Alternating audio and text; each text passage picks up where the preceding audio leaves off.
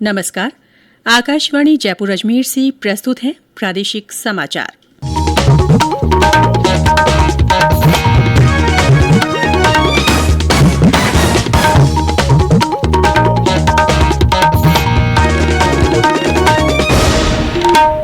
मुख्य समाचार।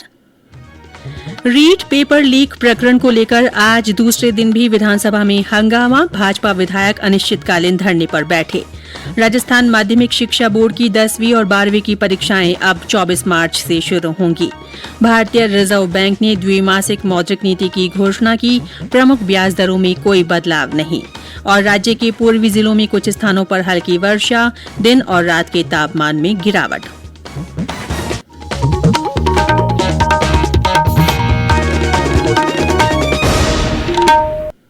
समाचारों के साथ मैं रितिका गुप्ता। कोरोना वायरस के नए स्वरूप ओमिक्रॉन को देखते हुए आपसे अपील है कि सतर्क रहें और पूर्ण टीकाकरण कराएं। 15 से 18 वर्ष के किशोरों और अन्य लोगों के टीकाकरण में भी मदद करें। सुरक्षित रहने के लिए कृपया 3 सरल उपायों का पालन अवश्य करें। मास्क लगाएं, 2 गज की सुरक्षित दूरी बनाए रखें, हाथ और चेहरा साफ रखें। कोविड से संबंधित किसी भी जानकारी और मार्गदर्शन के लिए राष्ट्रीय हेल्पलाइन नंबर 1075 पर संपर्क करें। और अब समाचार विस्तार से। रीट पेपर लीक प्रकरण को लेकर आज दूसरे दिन भी विधानसभा में दिन भर हंगामा जारी रहा। बाद में रीट पेपर लीक मामले की सीबीआई जांच की मांग को लेकर भाजपा विधायक विधानसभा की वेल में अनिश्चितकालीन धरने पर बैठ गए। सदन की कार्यवाही शुरू होते ही भाजपा सदस्य रीट मामले की सीबीआई जांच की मांग संबंधी तख्तियां लेकर वेल में आ गए। भाजपा सदस्यों की नारेबाजी और प्रदर्शन के कारण सदन की कार्यवाही बार बार बाधित हुई। दोपहर बाद राज्यपाल के अभिभाषण पर बहस के दौरान भाजपा और कांग्रेस के विधायकों के बीच तीखी नोकझोंक हुई और टकराव की स्थिति बन गई। इसके बाद 4 विधायकों रामलाल शर्मा, मदन दिलावर, अविनाश गहलोत और चंद्रभान आक्या को सदन से निलंबित कर दिया गया। प्रश्नकाल में पेपर आउट होने से जुड़े एक प्रश्न के जवाब में नगरीय विकास मंत्री शांति धारीवाल ने बताया कि पिछले 3 साल में पेपर आउट के कुल 8 प्रकरण दर्ज हुए हैं, जिनमें 85 व्यक्तियों की गिरफ्तारी हुई है। 4 प्रकरणों में चालान पेश किया जा चुका है। एक में चालान न्यायालय में पेश किया जाना शेष है। 3 प्रकरणों में अनुसंधान जारी है। उन्होंने बताया कि भाजपा सरकार के कार्यकाल में भी 5 बार पेपर आउट हुए हैं। श्री धारीवाल ने कहा कि राज्य में होने वाली परीक्षाओं में अनियमितताओं को रोकने के लिए सख्त कानून बनाने का मामला प्रक्रियाधीन है।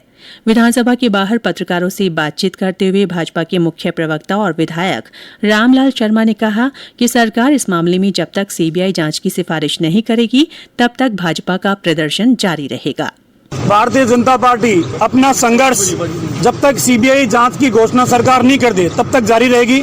और इस संघर्ष के अंदर चाहे बजट सत्र पूरा का पूरा आउट करना पड़े, ये एक व्यक्ति की मांग नहीं है, कुछ व्यक्तियों की मांग नहीं है, ये 26 लाख परिवारों की मांग है। 1 करोड़ लोगों की भावनाओं से जुड़ा हुआ मामला है। और भारतीय जनता पार्टी अंतिम क्षण तक संघर्ष करेगी और सरकार के सामने लोकतांत्रिक तरीके से मांग रखेगी कि तत्काल इसकी सीबीआई की जांच करने की घोषणा करे। सरकार आखिरकार डर क्यों रही है? डर सरकार इसलिए रही है कि सरकार के कई मंत्री, कई अधिकारी अगर सीबीआई से जांच होती है तो वो सीधा सीधा जेल की सलाखों के पीछे होंगे। मुख्यमंत्री अशोक गहलोत 23 फरवरी को विधानसभा में वर्ष 2022-2023 का बजट पेश करेंगे। इस बार कृषि बजट अलग से पेश किया जाएगा। सरकारी मुख्य सचेतक और जलदाय मंत्री डॉ महेश जोशी ने आज विधानसभा में प्रस्तुत किए गए कार्य सलाहकार समिति के प्रतिवेदन में ये जानकारी दी। उन्होंने सदन को बताया कि राज्यपाल के अभिभाषण पर चर्चा 11, 14 और 15 फरवरी को होगी। 15 फरवरी को मुख्यमंत्री राज्यपाल के अभिभाषण पर होने वाली बहस का सदन में जवाब देंगे। 12 और 13 फरवरी तथा 16 से 22 फरवरी तक विधानसभा की बैठक नहीं होगी।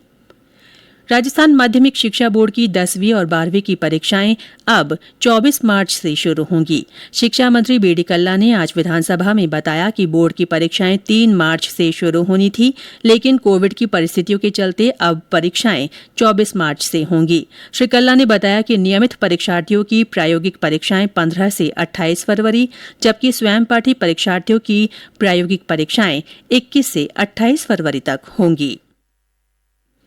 प्रदेश में कंप्यूटर अनुदेशक भर्ती में यदि किसी अभ्यर्थी का प्रमाण पत्र, डिग्री या डिप्लोमा फर्जी पाया जाता है तो ऐसे अभ्यर्थियों और इन्हें जारी करने वाले संस्थानों पर कठोर कार्रवाई की जाएगी। साथ ही ऐसे अभ्यर्थी को आगे की प्रतियोगी परीक्षाओं में बैठने नहीं दिया जाएगा।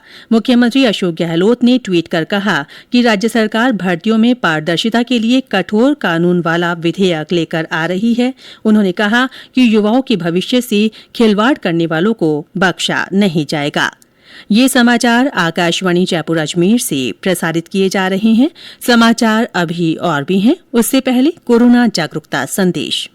चलो मिलकर एक शुरुआत करें, चलो एक फैसला आज करें, मास्क नहीं तो टोकेंगे, कोरोना को रोकेंगे, चलो एक इरादा करते हैं, चलो कुछ वादा करते हैं, मास्क नहीं तो टोकेंगे, कोरोना को रोकेंगे।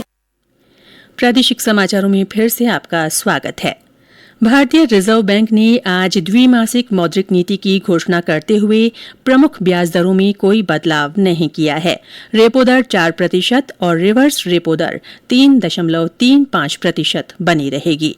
रिजर्व बैंक के गवर्नर शक्तिकांत दास ने बताया कि बैंक दर और मार्जिनल स्टैंडिंग फैसिलिटी MSF दर में कोई बदलाव नहीं किया गया है और यह 4.25% ही रहेगी। उन्होंने महंगाई की दर नियंत्रण में रहने का आश्वासन भी दिया। अजमेर जिले में स्टोन कारोबार से जुड़े व्यापारियों के यहां आज आयकर विभाग ने छापेमारी की। एजेंसी के अनुसार विभाग ने किशनगढ़, केकड़ी, जयपुर, सावरडा, टोंक और देवली सहित 43 ठिकानों पर छापे डाले। विभाग के अनुसार करोड़ों रुपए की आयकर चोरी उजागर होने की संभावना है। ये किशनगढ़ की मार्बल सिटी में आयकर विभाग की बड़ी कार्रवाई मानी जा रही है। विभाग की कार्रवाई जारी है। स्वास्थ्य मंत्रालय ने विदेशों से आने वाले लोगों के लिए संशोधित कोविड दिशा निर्देश जारी किए हैं। ये दिशा निर्देश 14 फरवरी से लागू होंगे। इनके अनुसार सिर्फ 2% लोगों को हवाई अड्डे पर कोविड परीक्षण से गुजरना होगा। इसके बाद यात्रियों को हवाई अड्डे से बाहर जाने की अनुमति होगी। दिशा निर्देशों की मुख्य विशेषताओं के बारे में केंद्रीय स्वास्थ्य मंत्री मनसुख मांडविया ने बताया कि यात्रियों को 7 दिन की बजाय 14 दिन क्वारंटीन में रहना होगा। उन्होंने बताया कि 8वें दिन RT-PCR परीक्षण करवाने और उसे एयर सुविधा पोर्टल पर अपलोड करने की आवश्यकता को भी समाप्त कर दिया गया है। राष्ट्रीय कृमि मुक्ति कार्यक्रम के अंतर्गत प्रदेश में 1 से 19 वर्ष के 91% से ज्यादा बच्चों को कृमिनाशक एल्बेंडाजोल दवा खिलाई जा चुकी है। राष्ट्रीय स्वास्थ्य मिशन के मिशन निदेशक डॉ जितेंद्र सोनी ने बताया कि पिछले साल राज्य में 3 करोड़ 30 लाख से ज्यादा बच्चों को एल्बेंडाजोल दवा खिलाने का लक्ष्य दिया गया था। पहले चरण में 25 से 30 अक्टूबर तक 2 करोड़ 72 लाख से ज्यादा बच्चों को कृमिनाशक दवा खिलाई गई। दवा खाने से वंचित रहे बच्चों में से 30,86,000 से अधिक को इस साल 1 से 7 फरवरी तक सघन मॉपअप राउंड आयोजित कर दवा खिलाई गई। दौसा जिले में बालिकाओं के सशक्तिकरण और उनके चहुमुखी विकास के उद्देश्य से आज काउंसलिंग बाय कलेक्टर का आयोजन किया गया। जिला कलेक्टर कमर उल जमान चौधरी की पहल पर जिला कलेक्ट्रेट में हुए इस कार्यक्रम में करीब 50 बालिकाओं ने भाग लिया। कलेक्टर और विभिन्न क्षेत्रों से जुड़ी महिला अधिकारियों ने बालिकाओं से संवाद किया और उनके सवालों के जवाब दिए। जिला कलेक्टर ने बताया कि सरकार की बेटी बचाओ बेटी पढ़ाओ की मंशा को आगे बढ़ाने के उद्देश्य से ये कार्यक्रम शुरू किया गया है।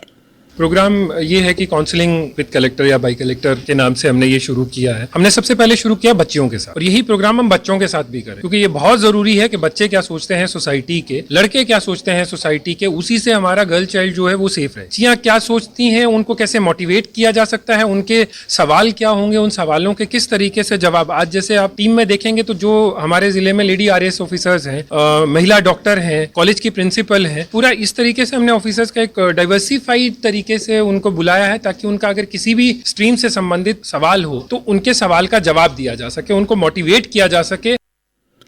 प्रदेश में बीते 24 घंटों में पूर्वी जिलों में कुछ स्थानों पर हल्की वर्षा हुई है। ज्यादातर जिलों में दिन और रात के तापमान में 2 से 3 डिग्री की गिरावट आई है। सीकर में सबसे कम 7 डिग्री सेल्सियस न्यूनतम तापमान दर्ज किया गया। हालांकि अभी भी कई जिलों में रात का तापमान 10 डिग्री सेल्सियस से ऊपर बना हुआ है।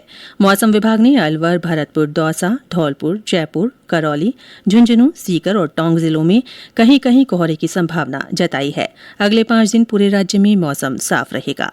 और अंत में मुख्य समाचार एक बार फिर। रीट पेपर लीक प्रकरण को लेकर आज दूसरे दिन भी विधानसभा में हंगामा जारी रहा। भाजपा विधायक अनिश्चितकालीन धरने पर बैठ गए। राजस्थान माध्यमिक शिक्षा बोर्ड की 10वीं और 12वीं की परीक्षाएं अब 24 मार्च से शुरू होंगी।